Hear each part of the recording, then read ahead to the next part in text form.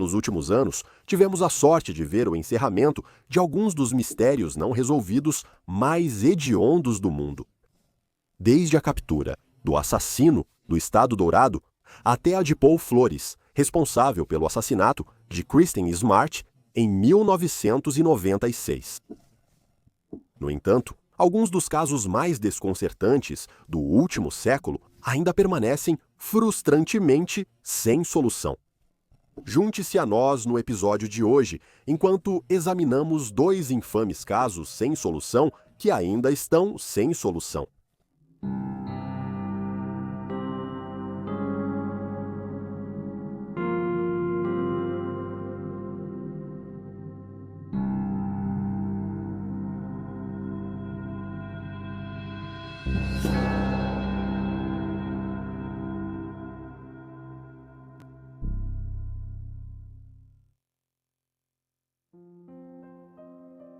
Sharon Galagos, antes chamada de Pequena Senhorita Ninguém.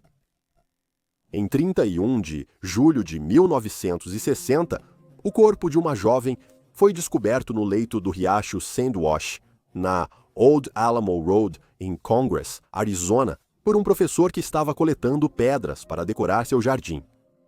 A menina estava vestida com shorts vermelhos, uma blusa azul abotoada e usava sandálias nos pés que anteriormente eram de tamanho adulto e foram cortadas para caber nela. As unhas dos pés e mãos dela estavam vermelhas. Poucas evidências foram recuperadas do local. Os investigadores teorizaram que houve 2 tentativas de cavar um túmulo para a criança e havia mais perturbações no solo perto de onde foi encontrada. Além disso, marcas de pneus indicavam que o perpetrador havia saído da rodovia 93, cerca de meio quilômetro a oeste de onde ela foi encontrada, e depois virou o veículo e partiu após se desfazer do corpo.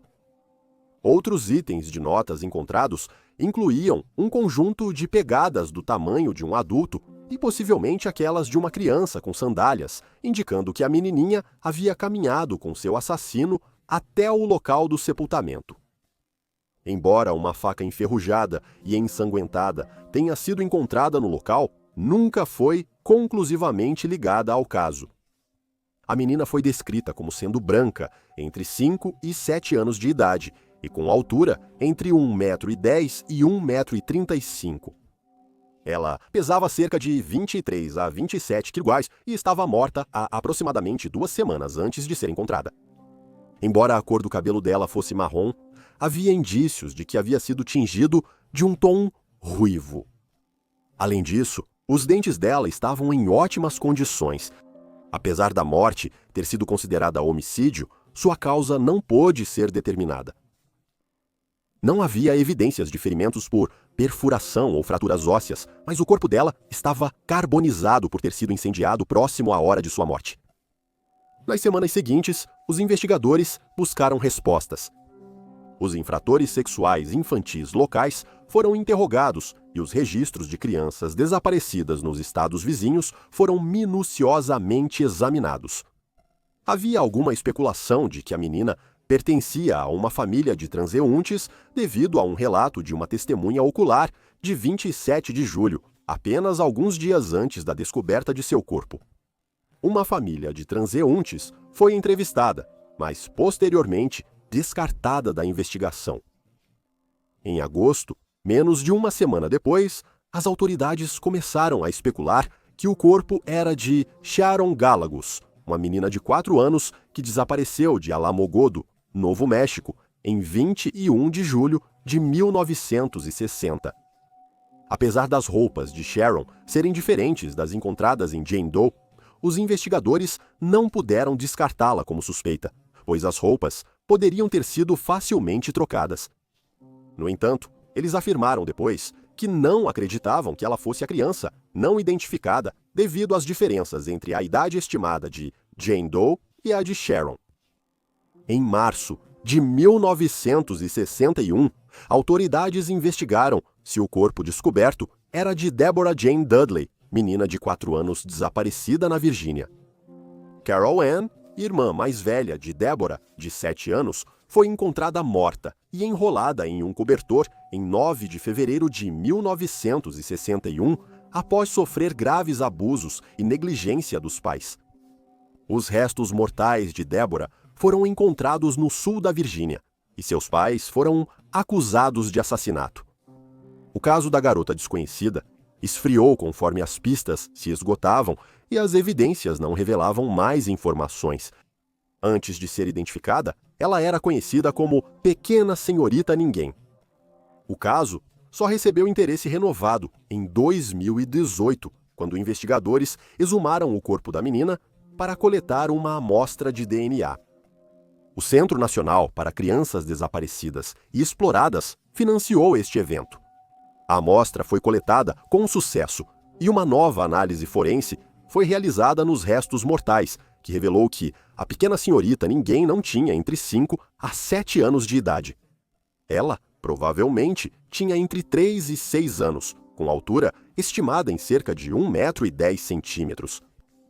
O Centro de Identificação Humana da Universidade do Norte do Texas, posteriormente, fez uma reconstrução facial de como ela poderia ter parecido enquanto estava viva, embora isso não tenha levado a nenhum progresso no caso. Somente em 2022, após um teste de genealogia, a pequena senhorita Ninguém finalmente recebeu seu verdadeiro nome. Em 15 de março, foi confirmado oficialmente que a menina desaparecida era Sharon Gallegos, de 4 anos. Seu corpo foi depois reenterrado perto de sua mãe e avó após uma breve cerimônia feita por seus parentes vivos. Na época de seu desaparecimento, Sharon morava em Alamogordo, no Novo México, com sua mãe, 2 irmãos mais velhos, sua avó e mais 6 parentes, 4 dos quais também eram crianças. Ela não tinha contato com seu pai biológico, que a deixou quando era apenas um bebê.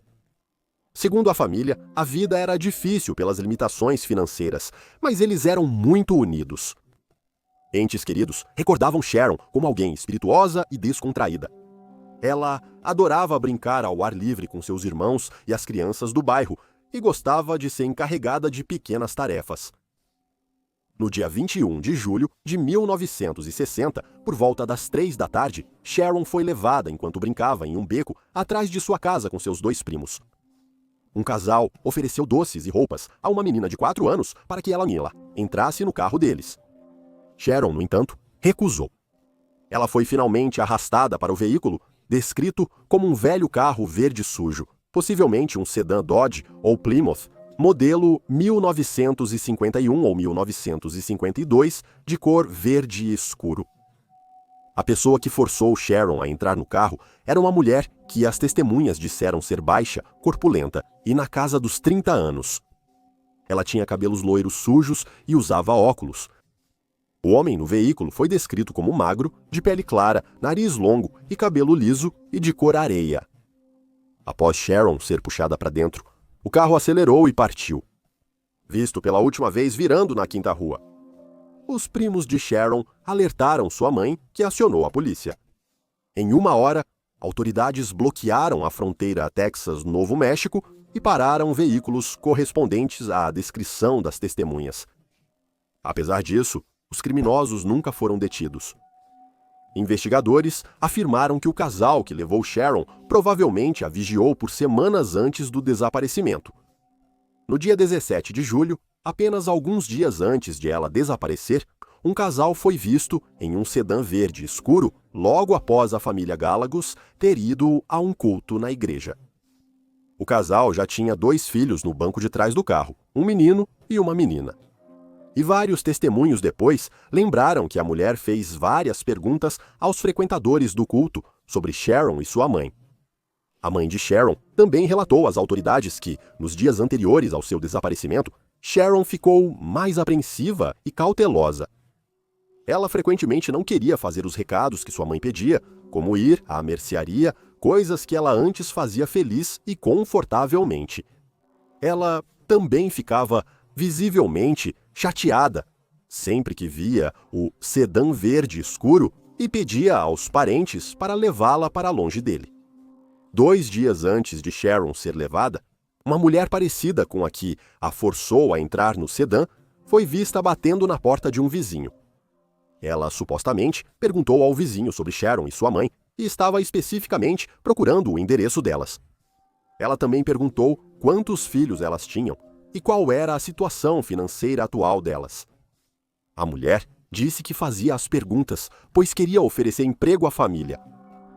Os investigadores sabiam que, após o sequestro, os perpetradores provavelmente não buscavam resgate. Como os gallegos mal tinham dinheiro, parecia muito mais provável, dada todas as informações, que Sharon havia sido especificamente visada. Mas por que ela foi visada ainda é incerto até hoje. Apesar da grande atenção da mídia em torno do caso, nenhum suspeito foi anunciado ainda, e a investigação sobre sua morte ainda está em andamento.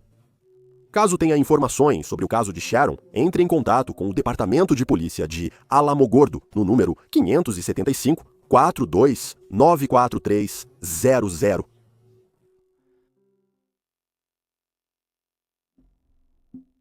Anna Marie Burr. Por volta das 20 horas de 30 de agosto de 1961, Anne Marie Burr, de 8 anos, e seus 3 irmãos mais novos foram dormir.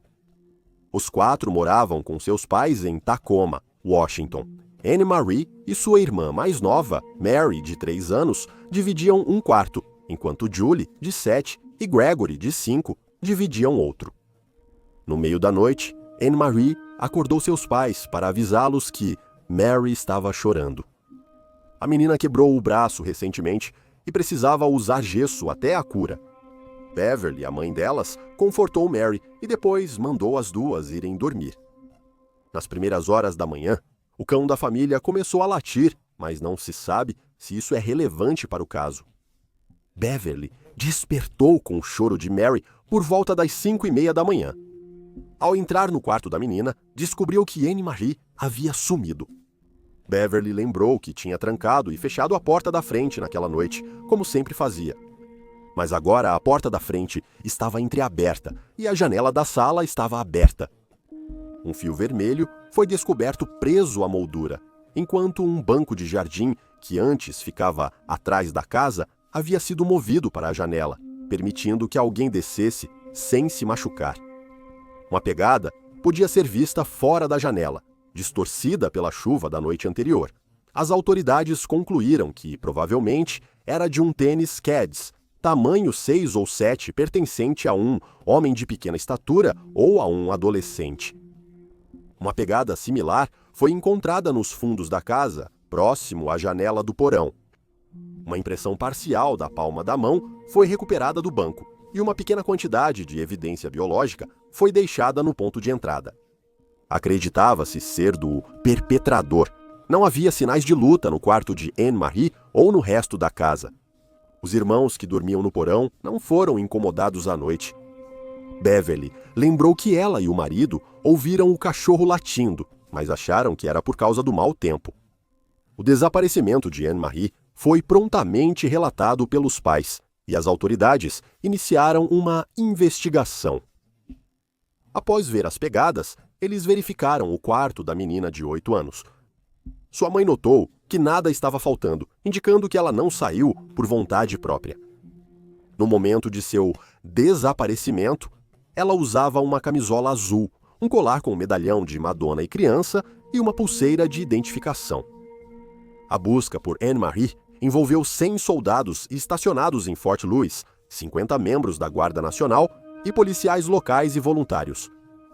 Até às 11 da noite, mais de 75 quarteirões perto da residência Burr foram vasculhados sem evidências recuperadas.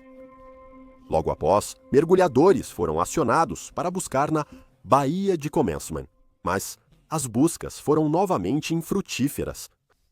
Por volta dessa época, vizinhos disseram à polícia que às vezes viam alguém espiando pelas janelas da casa dos Burr, mas não conseguiram dar uma descrição útil.